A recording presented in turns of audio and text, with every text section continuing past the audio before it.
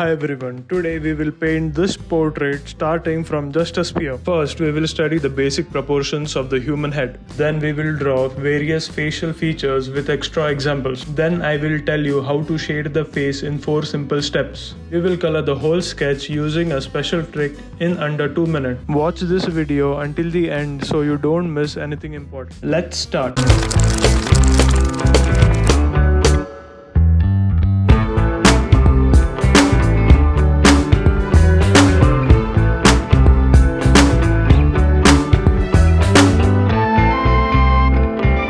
Let's see how to use a sphere to draw and study the basic proportions of the human head. Let's draw a sphere and 2 lines crossing each other on the surface of the sphere. Imagine cutting the sphere into halves. These lines will be perpendicular to each other. The cross formed will be your brow line. It will also indicate the direction the face is looking at.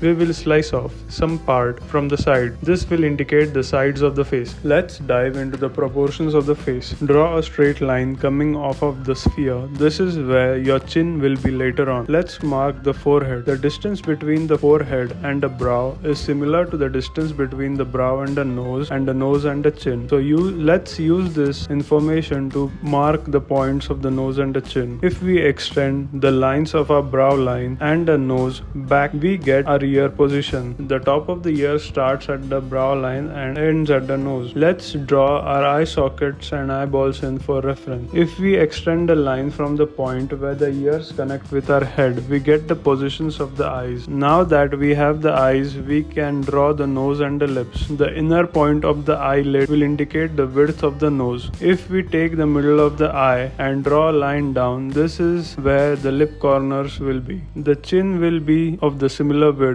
If we extend the line of the mouth back, that is where the jaw back corner will be. These are the general proportions mentioned in the Loomis method. They can change according to different people. Everyone can have a little changes in their structure, but these can be used as the reference to start. Now let's draw today's sketch using these. I will try to draw a rough drawing using the information that we just discussed and then use it as a reference to clean up later.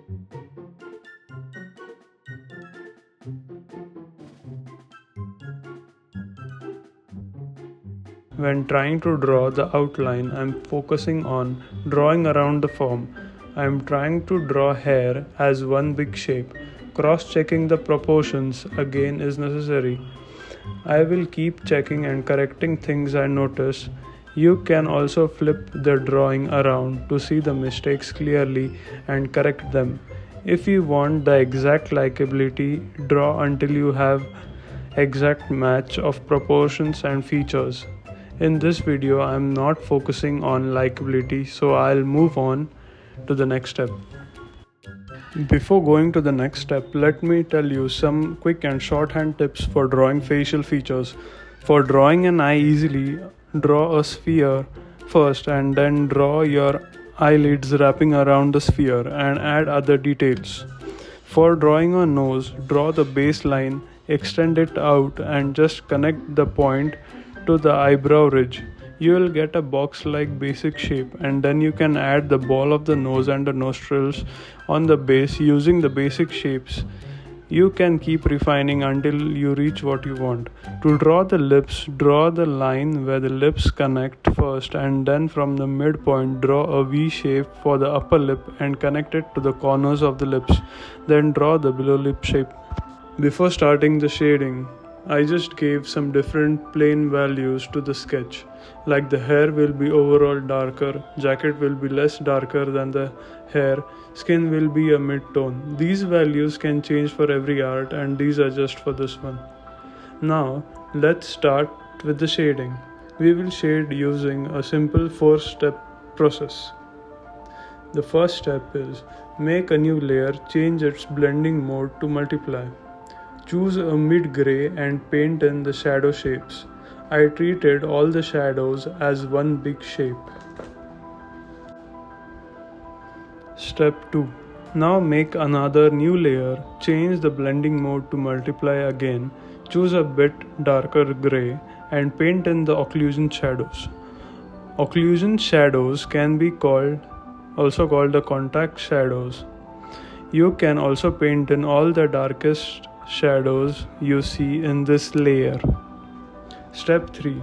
Take a soft brush and lightly erase the parts in which some light is hitting, like bounce light or light coming from any other source. This will give your art a nice feel and definition. You can spend more time here really refining the shadows. It will be handy later. Step 4. Make a new layer and change the blending mode to overlay. In this layer, just paint in the light shapes that you see and correct them with a soft brush if needed. Please make sure that not all parts have the same intensity of the light.